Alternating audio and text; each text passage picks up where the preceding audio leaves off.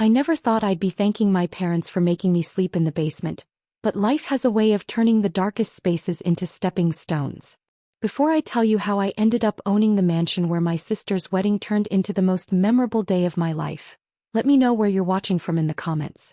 If you've ever been the less favored child or had to fight for your place in your own home, this story is for you. Hit that like button because the revenge in this story is sweeter than wedding cake. My name is Olivia Bennett, and at 28, I've learned that the best revenge isn't served cold. It's served with a perfectly timed property deed. But let me take you back to where it all began, in that basement that my parents claimed was good enough for me. Our house in suburban Boston was a sprawling Victorian mansion, a family heirloom passed down through generations. From the outside, with its pristine white paint and perfectly manicured gardens, it looked like the embodiment of the American dream. Inside, it was a monument to family favoritism that would make Cinderella's stepmother look fair-minded. My sister, Madison, was 3 years younger than me but somehow always managed to be the center of our parents' universe. From the moment she was born, with her perfect blonde curls and winning smile, she became their golden child. I, with my quiet nature and practical mindset, became the family afterthought. The basement bedroom became my space when I was 12, right after Madison decided she wanted the master suite I'd been using. "Your sister needs more space for her dance trophies and social activities," Mom explained, not meeting my eyes as she helped move my belongings down the creaking stairs. "Besides, you're always reading or studying. You don't need all that room." The basement was technically finished, but that's being generous. The concrete floors were covered with thin carpet that did little to mask the cold, and the walls were bare cinder block painted a depressing shade of beige. A small window near the ceiling let in just enough natural light to remind me of what I was missing upstairs. Meanwhile, Madison's new suite was a showcase of parental devotion. They renovated it completely, custom closets, a private bathroom with a spa tub and a sitting area for her friends. "Madison needs to maintain certain social standards," Dad would say whenever I questioned the disparity. "You don't understand the pressures she's under." The pressure of being perfect, I supposed, while I dealt with the pressure of being forgotten. My only ally in the house was our grandmother, Eleanor, who lived in the East Wing. She had grown up in the mansion and knew every creaky floorboard and hidden corner. "This house has secrets," she would tell me during our late-night talks in her cozy sitting room.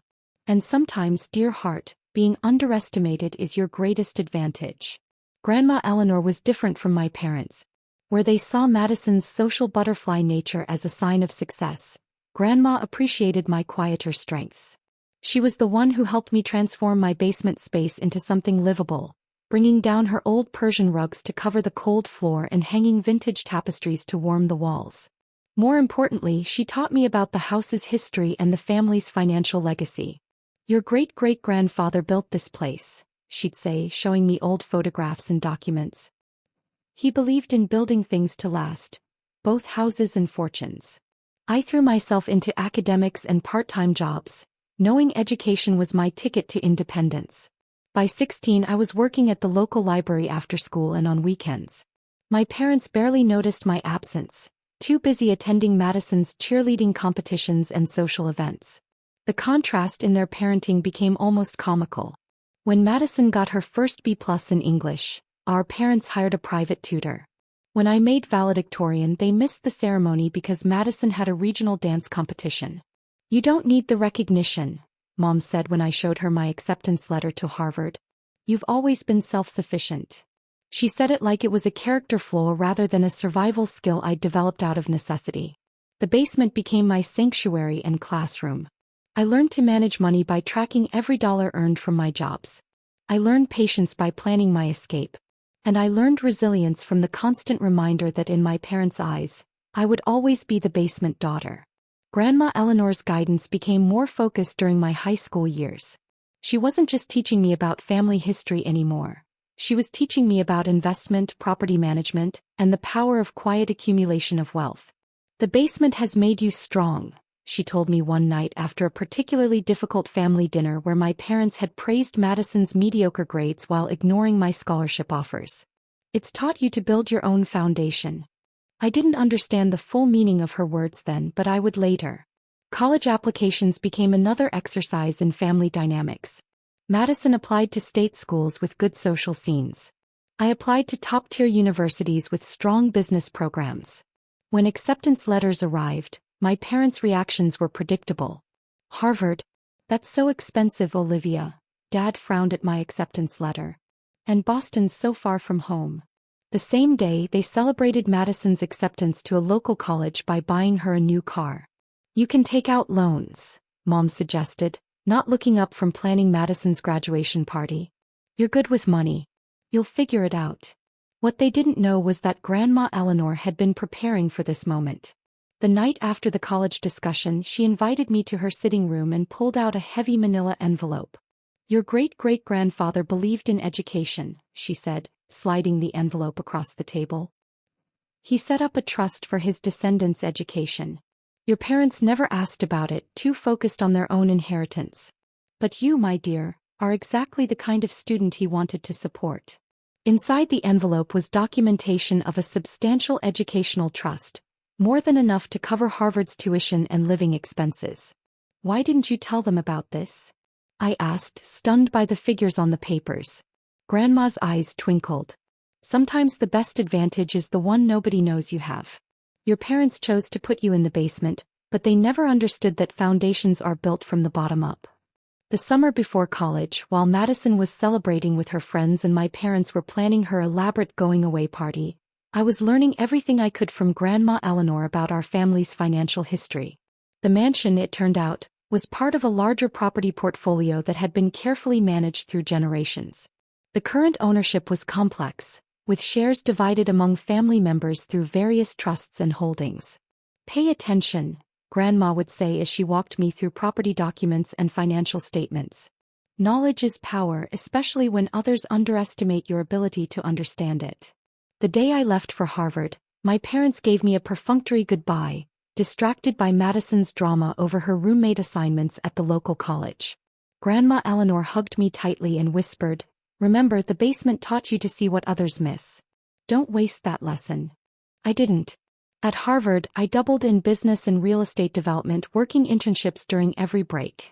While Madison posted sorority pictures and partied, I was learning how to navigate property laws and investment strategies. My parents' dismissal of my achievements continued through college. They attended none of my presentations or honor ceremonies, always finding reasons why Madison's events took priority. "You understand," Mom would say. "You're the independent one." I did understand, but not in the way they meant. I understood that their perception of me as the basement daughter had nothing to do with my worth and everything to do with their limitations. During my junior year, Grandma Eleanor's health began to decline. Our late-night discussions moved from her sitting room to her bedroom, but her lessons became more urgent. "The mansion isn't just a house," she told me one night, her voice weaker but her eyes sharp as ever. "It's a symbol of family legacy. Your parents never understood that. They see it as a status symbol, a backdrop for Madison's social life.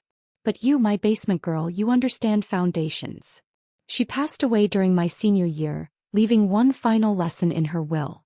The reading of the will was held in the mansion's library, with the family gathered in their usual positions. My parents and Madison front and center, me in the back like a shadow. The lawyer's announcement stunned everyone.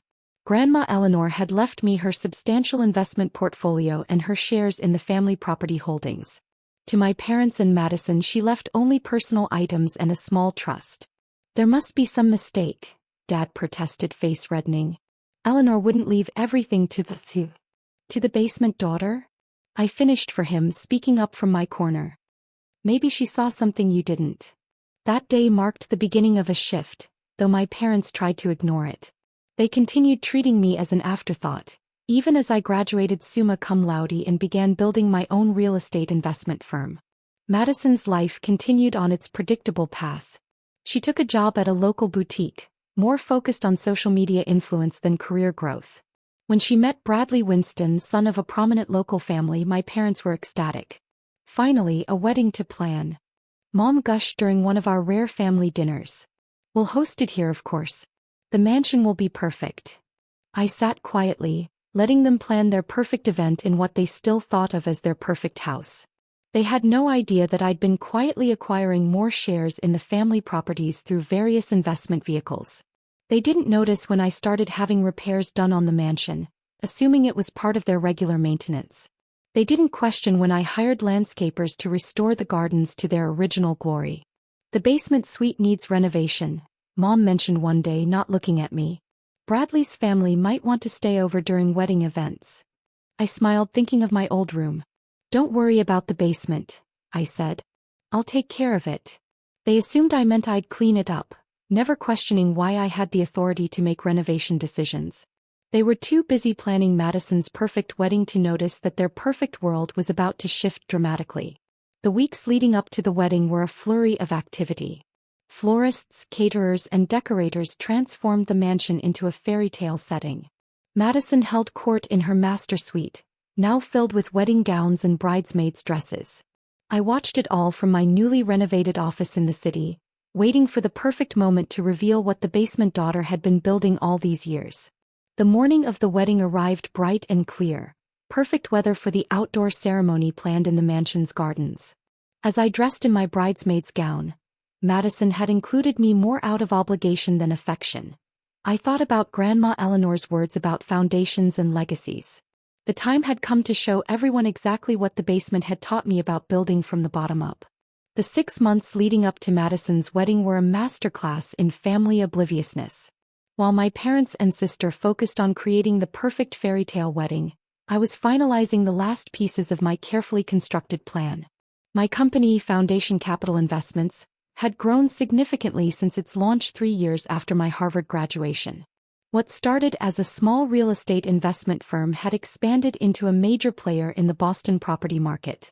Of course, my family remained blissfully unaware of my success, still introducing me as Madison's sister at family gatherings.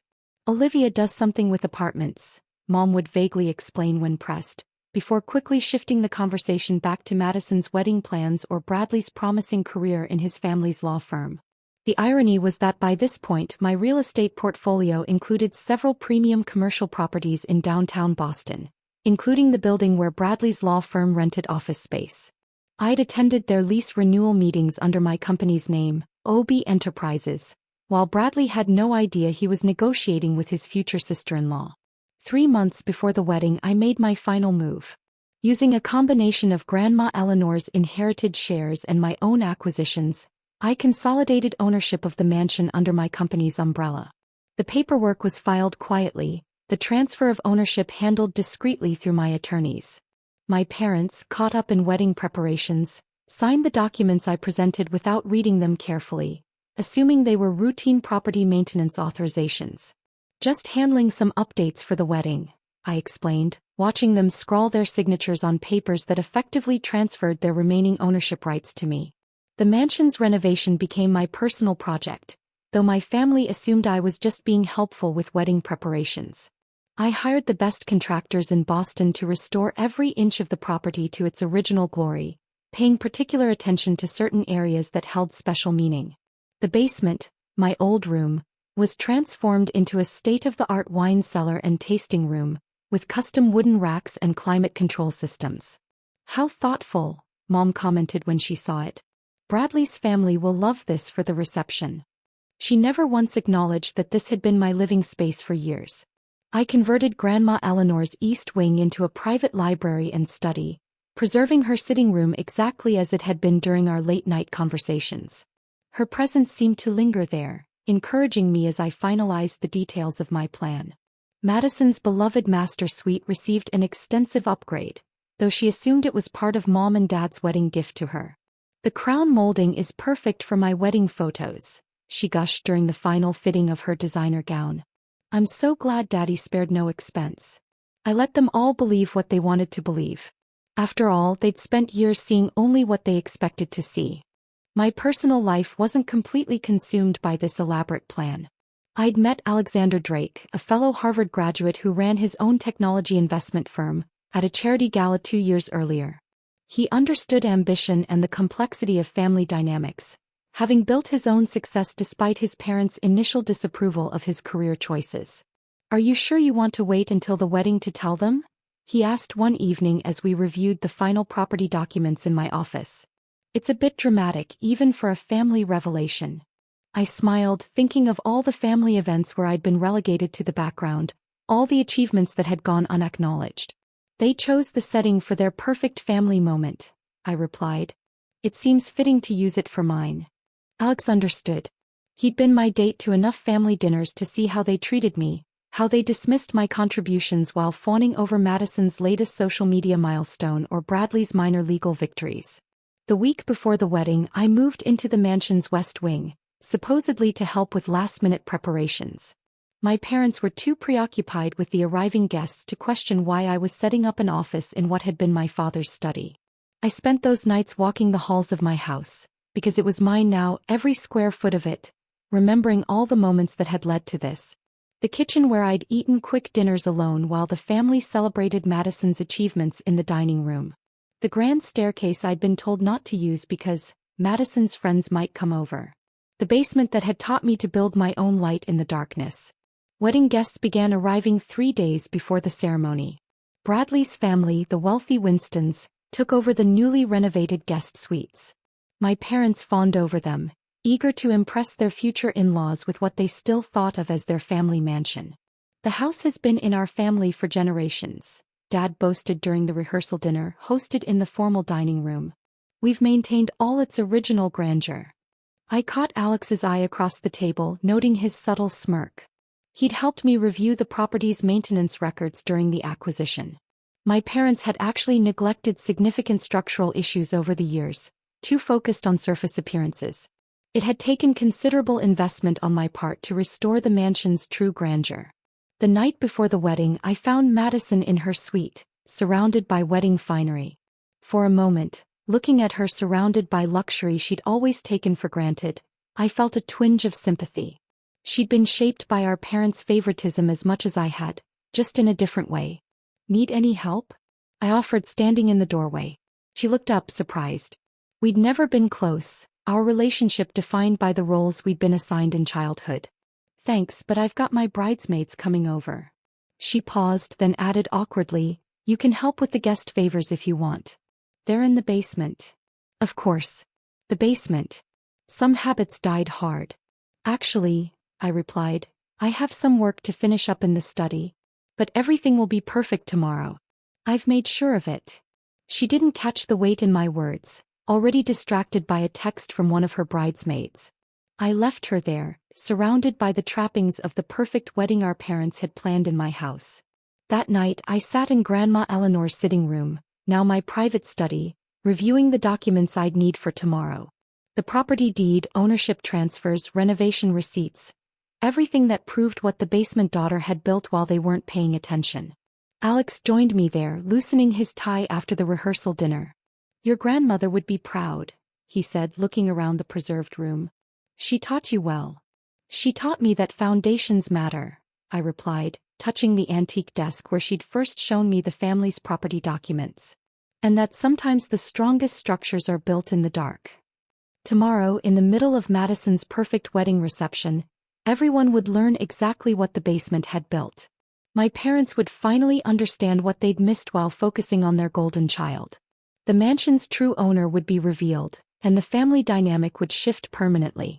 As I prepared for bed in my new master suite, not Madison's old one, but a completely renovated wing that suited my tastes, I thought about the journey from the basement to here.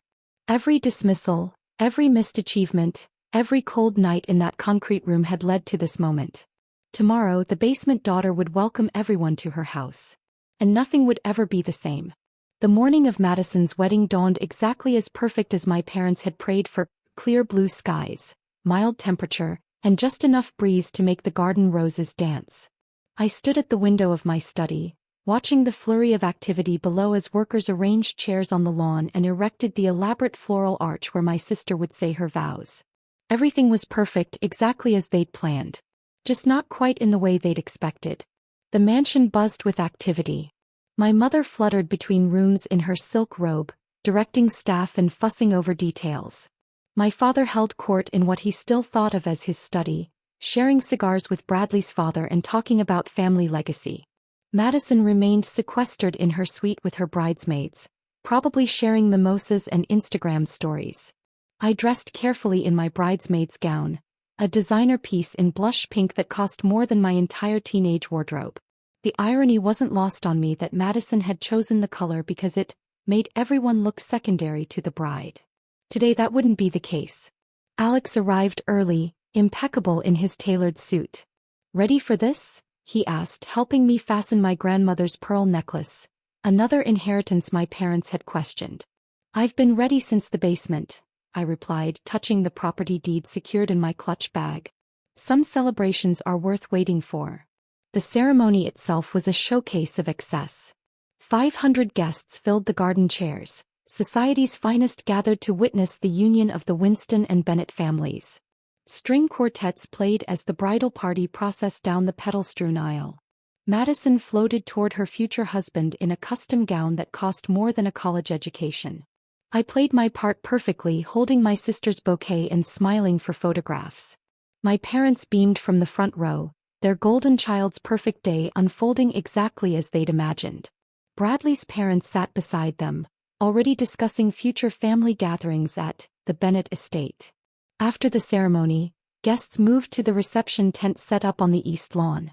Crystal chandeliers hung from the ceiling, their light catching on hand-painted china and silver settings for hundreds. The champagne alone cost more than my first car, though now I was the one who had signed off on the expenses. The first hint that something was different came during the father-daughter dance. Dad, slightly flushed from champagne, took the microphone to make a toast. "Welcome everyone to our family home," he began, gesturing grandly. "For generations the Bennett mansion has been—" "Excuse me," I interrupted, standing from my seat at the family table. "I believe there's been a misunderstanding about the hosting duties." The room quieted. Madison, still in my father's arms mid-dance, frowned in confusion. My mother's perfect smile froze in place. "Olivia," Dad said warningly, "this isn't the time for—" "Actually," I continued, opening my clutch and removing the property deed, "this is exactly the time. Welcome everyone to my home." The silence that followed was absolute. Even the string quartet stopped playing. "What are you talking about?" Madison demanded, stepping away from our father. "This is our family home." I corrected, my voice carrying clearly through the stunned reception tent. "While you were planning your perfect wedding, you never bothered to check who owned the perfect venue." I nodded to Alex, who stood and began distributing copies of the property documents to key family members. My parents, Bradley's parents, and the family lawyer, who looked increasingly uncomfortable. 3 months ago, I continued, watching my father's face drain of color as he read the papers, the Bennett mansion and grounds were fully consolidated under my company's ownership. Every renovation, every upgrade, every perfect detail of this wedding was approved and paid for by me. "This is impossible," Mom whispered, but the lawyer was already nodding reluctantly, confirming the document's authenticity. "Remember the basement?" I asked, looking directly at my parents. "While you were giving Madison the master suite and telling me I didn't deserve better, I was learning about foundations. Grandma Eleanor taught me well." Bradley's father, a shrewd businessman, was the first to fully grasp the situation. "The Bennett mansion is owned by OB Enterprises," he said slowly. "Olivia Bennett. You're the property developer who's been buying up half of Boston's historic estates." Madison's perfect complexion had turned ashen. But this is my wedding. You can't." "Can't what?" I asked calmly. "Can't own the house I grew up in? Can't succeed beyond your expectations? Can't rise from the basement?" The murmurs among the guests grew louder. Years of society gossip about the Bennett sisters was being rapidly revised as my success became apparent. "Why didn't you tell us?" Dad demanded, his voice mixing anger with dawning recognition of what they'd missed. "I tried. For years I tried to show you my achievements, my potential. But you were too busy looking up at Madison to see what was growing in the basement." I turned to address the gathered guests. "Please enjoy the celebration. Consider this my housewarming party as well as my sister's wedding." The next hour was chaos, but controlled chaos. My parents huddled with Bradley's family, probably doing damage control about the shift in family dynamics. Madison alternated between tears and accusations, her perfect day now overshadowed by her basement-dwelling sister's revelation. But something unexpected happened too. Guests began approaching me not with condemnation but with interest. Business cards were exchanged. Investment opportunities were discussed. The basement daughter had emerged into the light, and she had built something worth noticing.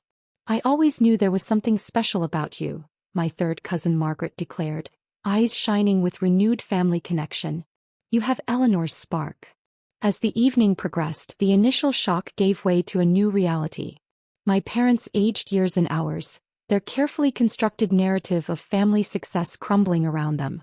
Madison's glow dimmed as she realized she was no longer the center of attention at her own wedding. Bradley, to his credit, handled the situation better than expected. "I should have known," he said when we spoke privately.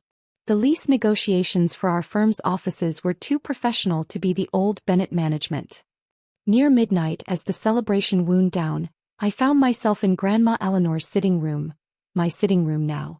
My parents appeared in the doorway, looking uncertain for the first time in my memory.